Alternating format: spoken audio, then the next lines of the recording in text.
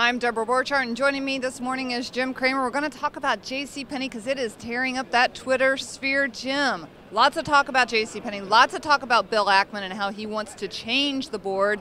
You know, he's had a lot of opinions on this board, and now everybody's starting to kind of give like the raised eye to all this nonsense. This reminds me of Dell. You know, you have the fundamentals declining rather radically here, and people seem to forget it. They think that it's all internecine. What's really going on here is that the sales are cascading, and I understand that they may not like Ullman, but Ullman did get the capital.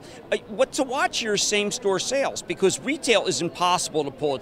Very rarely is anyone able to turn around a dramatic slide like Penney. And I think a lot of people just feel like, well, Ackman's to blame. But there's just such arrogance on his part. I was going back and forth with Howard Schultz, CEO of Starbucks, all week last week on vacation, just talking about the lack of decency, the lack of humanity. And it just kept sending the gecko message, gecko. And, and not the Geico gecko. I mean like the real one. And I just feel like I feel badly for the 100,000 people who work for Penney, because I just think that this company's being destroyed by a guy trying to make his quarter.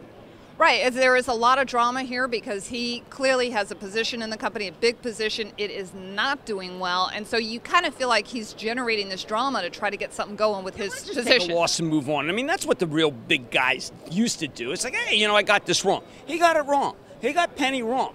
And, the houseware is way too expensive. The clothing, got rid of the discounting. Ullman came back to try to resurrect. But people are fickle in retail. The customer moves on very quickly, discovers another store, goes to Target, goes to Macy's. Macy's got a lot of discounting. And those people don't come back. This is kind of like General Motors, okay? You couldn't save it.